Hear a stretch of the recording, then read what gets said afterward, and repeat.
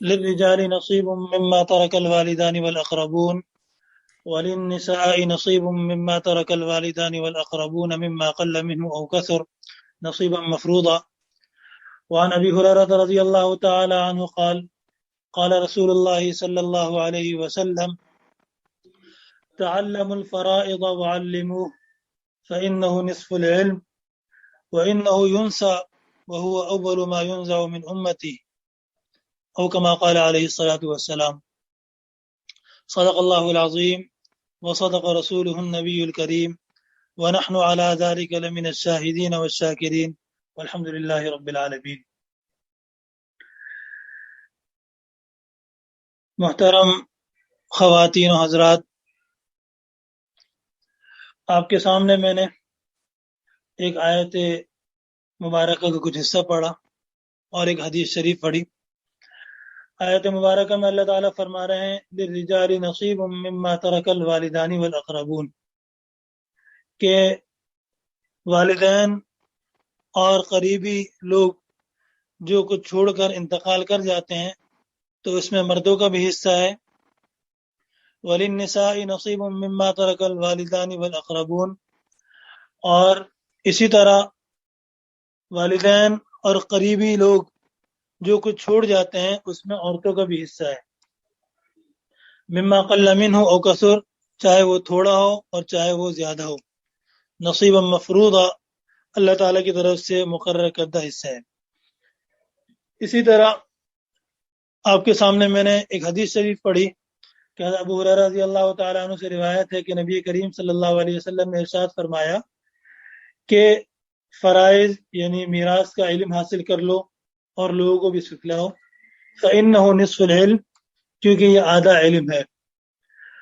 اور پھر آپ نے آگے یہ فرمایا کہ یہ ایک ایسا علم ہے کہ یہ بھلا دیا جاتا ہے اور میری امت سے سب سے پہلا یہ علم اٹھایا جائے گا، نکالا جائے گا۔ آج کی نشست اس کا موضوع شریعت کی روشنی میں مال متروکہ کی صحیح تقسیم ہے۔ اس حوالے سے یہ آیت مبارکہ اور حدیث شریف آپ کے سامنے پڑھی گئی۔ چند باتیں جو آج کے اس لیکچر میں، اس گفتگو میں آپ کے سامنے رکھنی ہے۔ پہلی بات کہ حدیث شریف میں اس علم کو آدھا علم قرار دیا گیا۔ اس کی وجہ یا تو یہ ہے کہ جتنے بھی مسائل ہیں وہ دو طرح کے ہیں، یا تو وہ انسان کی زندگی سے متعلق ہیں یا موت کے بعد سے متعلق ہیں۔ تو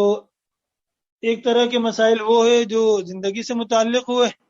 اور ایک طریقے کے مسائل وہ ہوئے جو کہ زندگی کے بعد سے متعلق ہوئے۔ اور میراث، مال متروکہ کی تقسیم، ترکہ، یہ چونکہ موت کے بعد سے متعلق ہیں یہ مسائل، اس کی وجہ سے اس کو نصف العلم کہا گیا۔ یا ہم یوں کہہ سکتے ہیں کہ ملکیت کے جو اسباب ہیں وہ دو طرح کے ہیں۔ بعض اسباب اختیاری ہیں، جیسے کہ کوئی آدمی کسی چیز کو خریدنا چاہے تو خرید لیتا ہے، مالک بن جاتا ہے۔ کوئی آدمی کسی کو کوئی چیز گفٹ کرتا ہے، ہدیہ کرتا ہے، ہدیہ کرتا ہے اور وہ اسے قبول کرنا چاہے تو قبول کر لے، مالک بن جائے گا۔ قبول نہیں کرے گا، مالک نہیں بنے گا۔ اور دوسری طرف ملکیت کے اسباب اضطراری بھی ہوا کرتے ہیں۔ مثلا یہی مثال ہے کہ آدمی مالک بننا چاہے نہ بننا چاہے، بہر صورت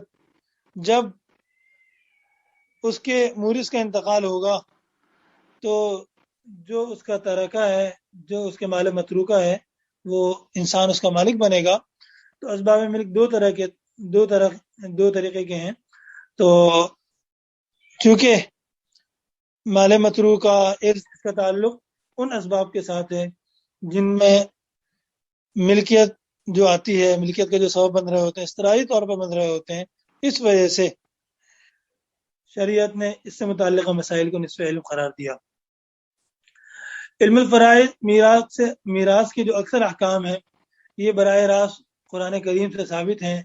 اور اس سے متعلق سورۃ النساء میں خاص طور پر اللہ تعالیٰ نے بہت تفصیل کے ساتھ جو ان کو ذکر فرمایا ہے۔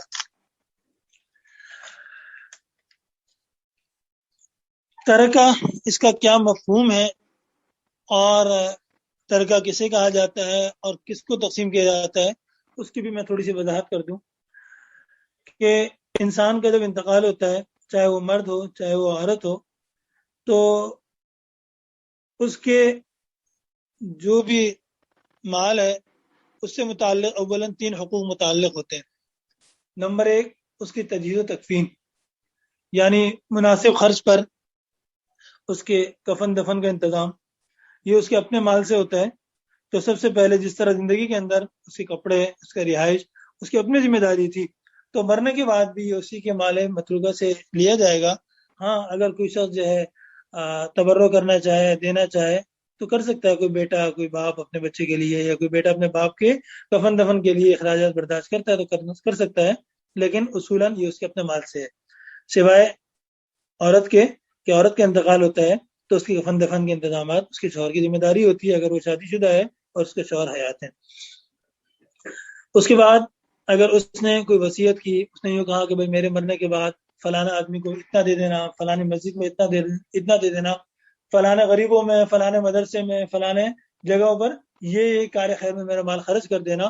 تو اگر تو اس نے کوئی رقم متعین کی ہے یا متعین نہیں کی، باہر کے زیادہ سے زیادہ اس کی لمٹ 1/3 ہے، 1/3 ہے کہ 33.33% اس کے تمام ترکہ جتنا بھی ہے، اس کا جو ہے تمام ترکہ جو بھی ہے اس کا 33.33% تک وہ اس کی وصیت نافذ ہو سکتی ہے، اس سے زائد میں نہیں۔ تو لہذا جو اس نے وصیت کر رکھی ہے تو اس کو پورا کیا جائے، اس کے بعد کفن دفن کے اخراجات نکالنے کے بعد پھر، اور اگر وصیت نہیں کی تو کوئی ضرورت بھی نہیں، پھر وصیت پورا کر لینے کے بعد یہ دیکھا جائے کہ اس پر کوئی دین تو نہیں، کوئی قرضہ تو نہیں، کسی سے اس نے قرضہ لیا ہوا ہے یا اس نے کوئی مال وغیرہ کسی کا لیا ہوا، اس کے پیسے وغیرہ اس نے ادا کرنے ہیں، یا کسی کا مقروض ہے، کسی کی دینداری ہے، تو یہ دیکھ لیا جائے، اور جتنے بھی پھر بقایا ہے اس سے اس کا دین ادا کیا جائے، جس کا ثبوت موجود ہو، واقعہ ثابت ہو جائے کہ اس کا دین ہے تو اس کا جو ہے دین ادا کیا جائے، قرضہ ادا کیا جائے۔ پھر اس کے بعد جو مال بچے گا یہ ورثہ کا ہوگا، یہ اس کے جو ورثہ ہیں ان لوگوں کا یہ ہوگا۔ اس سے پہلے جو کچھ بھی مال ہے، جس طرح زندگی کے اندر اس کے ساتھ اس کی اپنی ذات، اس کی جان کے حقوق متعلق ہے، تو موت کے بعد بھی کفن دفن تک، اور اسی طرح جو وصیت کر رکھی ہے اس کے پورا کرنے تک، اور پھر اس کے بعد جو اس پر قرض وغیرہ ہے اس کی ادائیگی تک، پہلے اس کی ادائیگی ہو جائے، پھر اس کے بعد جو ہے جو مال ہوگا وہ ورثہ کو ورثہ میں تقسیم کیا جائے گا۔ البتہ وصیت سے متعلق اصول یہ ہے کہ وصیت جو ہے یہ وارث کے لیے نافذ نہیں ہوتی، لہذا اگر کوئی شخص کسی وارث کے لیے وصیت کرتا ہے، مثلا کوئی باپ یہ کہتا ہے کہ میرے مرنے کے بعد میرے بیٹے کو جو فلانی چیز دے دی جائے، میرے بھائی کو فلانی چیز دے دی جائے، میری بیوی کو جو میری ابھی بیوی ہے اس کو میرے مرنے کے بعد اتنا دے دیا جائے، تو وارث کے حق میں وصیت نافذ نہیں ہوتی۔ حدیث شریف میں آتا ہے لا وصیت لوارث، لہذا اگر کوئی وصیت کرے گا بھی تو اس کا اعتبار نہیں ہوگا۔ ہاں، اگر ورثہ سب چاہیں خوشی سے تو چونکہ ورثہ کا حق ہے یہ، اب اگر وہ چاہیں تو نافذ کر سکتے ہیں، ورنہ اس وصیت کا اعتبار نہیں۔ اسی طرح یہ جو وصیت ہے، جس طرح میں نے ابھی ذکر کیا کہ زیادہ سے زیادہ 1/3 مال میں ہوگی، 1/3 مال میں ہوگی، 33.33% کے اندر ہوگی، اس سے زائد کے اندر بھی وصیت معتبر نہیں ہے، درست نہیں ہے، اور اگر کوئی آدمی وصیت کرتا بھی ہے تو 1/3 سے نافذ کر دی جائے۔ ہاں، اگر ورثہ چاہیں خوشی سے تو بات الگ ہے، یا ورثہ کو ان سے مل جائے پھر وہ کرنا چاہیں میت کی خواہش کے مطابق تو بہت اچھی بات۔ تیسری بات یہ کہ وصیت جو ہے یہ ناجائز امور میں نہیں ہوتی۔ مثلا کوئی آدمی وصیت کر جائے کہ فلانا جگہ گناہ کا جو کام ہے، فلانی جگہ اتنے میرے پیسے جو ہے فلانی گانے والی عورتیں ہیں ان کو دے دیا جائے، یا یہ کہ فلانے جو ہے گانے کے جو کلب وغیرہ ہیں وہاں دے دیے جائیں، یا اللہ نہ کرے کوئی اس طرح کی وصیت کر جاتا ہے کہ جو اور گناہ کے کام ہیں، کوئی رسومات ہیں، بدعات ہیں، وہاں خرچ کر دیے جائیں، تو اس میں بھی وصیت معتبر نہیں ہوگی۔ تو آدمی کے کفن دفن اور وصیت اور پھر جو بھی قرض ہے اس کو ادا کر لینے کے بعد جو مال بچے گا یہ ورثہ کا ہوگا۔ ورثہ کے اندر کچھ وہ ورثہ ہیں جو اصحاب الفروض کہلاتے ہیں کہ جن کا حصہ قرآن کریم میں مقرر ہے، اور کچھ وہ ورثہ کہلاتے ہیں جو عصبات کہلاتے ہیں، اور عصبات وہ ہوتے ہیں کہ ذوی الفروز اصحاب الفروز کو ان کا حصہ ملنے کے بعد جو کچھ بچ جائے تو پھر وہ ان کو ہوتا ہے، سارا کے سارا ان کو مل جایا کرتا ہے۔ تو صرف میں بتلا دیتا ہوں کہ ذوی الفروز مردوں میں 4 ہیں، اور خواتین میں، عورتوں میں 8 ہیں، کہ جن کا حصہ قرآن کریم میں ذکر ہے اور ان کا حصہ ہوتا ہے۔ البتہ بعض ورثہ بعضوں کی وجہ سے محروم بھی ہو جاتے ہیں، تو بس اوقات ان کے حصے کے اندر کمی بھی آ جایا کرتی ہے، مستقل ایک علم ہے۔ مردوں کے اندر جو ذوی الفروز ہیں اس میں پہلے نمبر پر باپ ہے، کہ باپ ذوی الفروز میں سے ہے، اور پھر جو ہے دادا ہے، کہ دادا بھی ذوی الفروز میں سے ہے، کہ باپ نہیں ہے تو دادا کو ملتا ہے۔ اسی طرح شوہر ہے، کہ کسی عورت کا انتقال ہوتا ہے تو اس کے شوہر اس کے ذوی الفروز میں سے ہے، اور چوتھے نمبر پر اس کا اخیافی بھائی، اخیافی یعنی بالفرض کے ماں شریک بھائی ہے، کہ دونوں کی ماں ایک ہی ہیں اور باپ الگ الگ ہیں، تو ایسی صورت میں ماں شریک بھائی جو ہے یہ بھی ذوی الفروز میں سے ہے۔ اور خواتین کے اندر جو ذوی الفروز ہیں وہ 8 ہیں۔ نمبر 1 بیوہ، کہ جس کے شوہر کا انتقال ہو چکا ہو، وہ ذوی الفروز میں سے ہے۔ نمبر 2 بیٹی، نمبر 3 بیٹی کی بیٹی یعنی پوتی، نمبر 4 سگی بہن، نمبر 5 باپ شریک بہن جس کو اللاتی بہن کہتے ہیں، اور نمبر 6 ماں شریک بہن جس کو اخیافی بہن کہتے ہیں، اور نمبر 7 ماں، اور نمبر 8 دادی، کہ یہ لوگ سب کے سب جو ہیں ذوی الفروز میں سے ہیں۔ البتہ میں نے جیسے عرض کیا کہ بسا اوقات بعضوں کو ملتا ہے، بسا اوقات بعضوں کو نہیں ملتا، بسا اوقات بعضوں کو بعض کی وجہ سے کم ملتا ہے، اور بسا اوقات یہ پورا پورا ملنا ہوتا ہے، یہ پورا ایک علم ہے۔ ان میں سے میں چند ایک کے بارے میں تھوڑا سا مختصراً عرض کر دیتا ہوں تاکہ ذہن میں رہے کہ ان کا حصہ ہوتا ہی ہے۔ نمبر 1 شوہر، نمبر 2 بیوہ، یا بیوی کہتے ہیں یا بیوہ کہتے ہیں۔ اس کے بارے میں قرآن کریم میں واضح ارشادات موجود ہیں کہ اگر کسی خاتون کا انتقال ہو جائے اور اس کی اولاد ہو تو ایسی صورت کے اندر جو اس کی بیوہ ہوگی اس کے لیے کسی خاتون کا انتقال ہو جائے اور اس کی اولاد ہو تو جو اس کا شوہر ہے اس کو 1/4 ملے گا، یعنی ربع ملے گا، یا جس کو ہم جو ہے 25% بھی کہہ سکتے ہیں۔ اور اگر اولاد نہیں ہے تو خاتون نے، یعنی حقوق متقدمہ جس کو میں نے ذکر کیا ابھی کہ کفن دفن تو شوہر کے ذمہ ہے، اور اس کے بعد جو وصیت کی ہے اور اگر اس پر قرضہ تھا تو اس کی ادائیگی کے بعد جتنے بھی مال ہے، بالفعل 1 لاکھ روپے اس نے چھوڑا، کل مال کی مالیت 1 لاکھ روپے ہے، تو اس کا آدھا اگر اولاد نہیں ہے تو شوہر کو ہوگا 50,000 روپیہ، 50%، 50,000 روپیہ شوہر کا ہوگا، باقی اس کے دیگر ورثہ کا ہوگا۔ یہ تو واضح سی بات ہے۔ اور اگر معاملہ عکس ہے کہ شوہر کا انتقال ہو گیا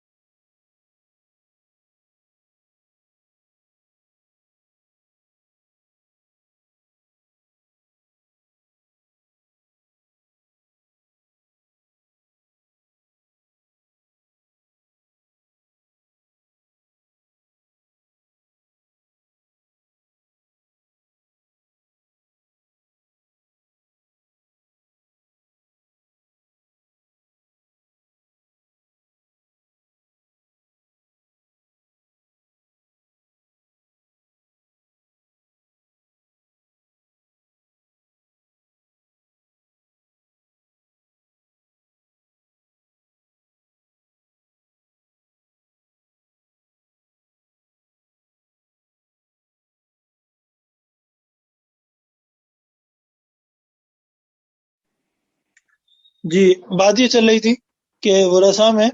تو میاں بیوی ان کا میں نے حصہ بتا دیا کہ اگر اولاد ہوگی تو میاں کو جو ہے 1/4 ملے گا. اگر اولاد نہیں ہوگی تو ایسی صورت کے اندر بیوی کی اولاد نہیں ہے تو اس صورت میں اس کو آدھا ملے گا.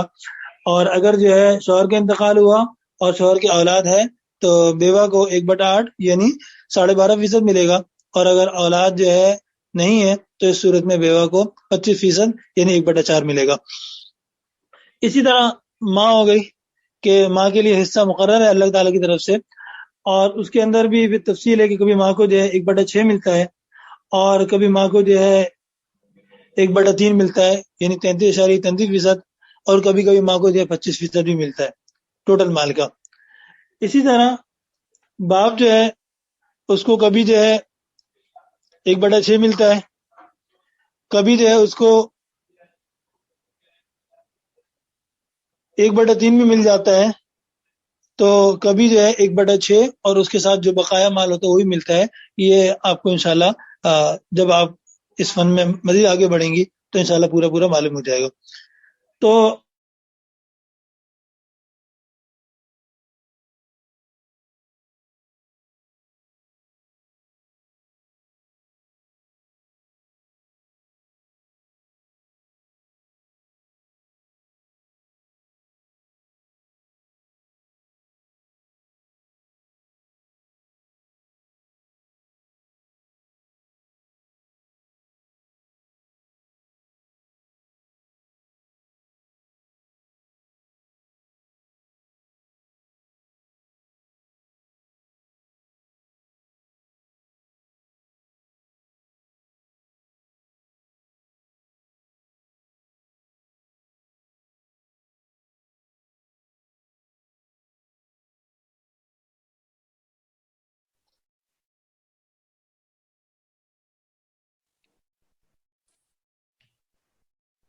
جی محترم مفتی صاحب، آپ کی آواز نہیں آ رہی.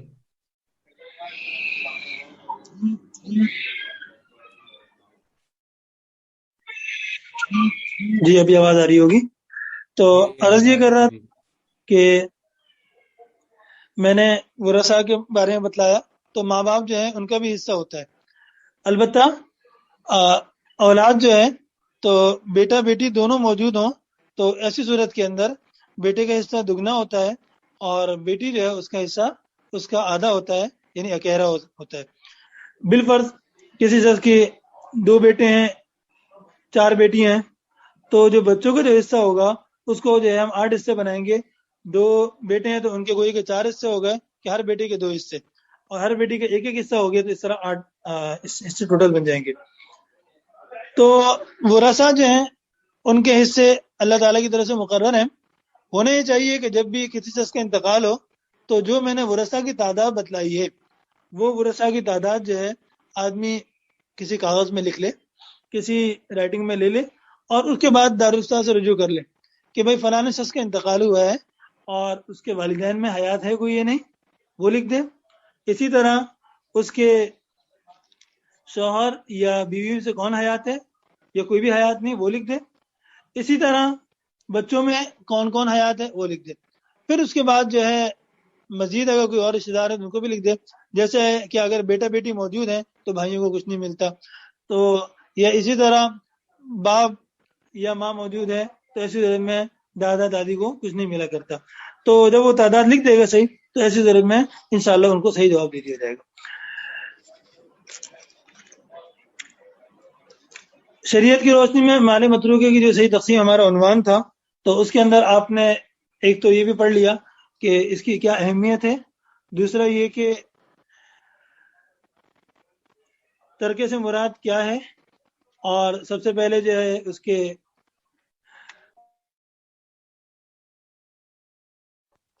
یعنی دفن کے اخراجات وہ ادا کیے جائیں گے، اور اس کے بعد جو اس نے وصیت کی ہے جو قرضہ ہے اس کی ادائیگی ہوگی، اور پھر اس کے بعد جا کر مال کی تقسیم ہوگی. اور میں نے ورثہ کی تعداد بھی بتلا دی. میں کہتے ہیں دوبارہ بتلا دیتا ہوں کہ مردوں کے اندر باپ دادا شوہر اور ماں شریک بھائی اگر ان میں سے کوئی ہے تو وہ لکھ دیا جائے، اور خواتین میں بیوہ خود بیٹی پوتی، سگی بہن، 5ویں نمبر پر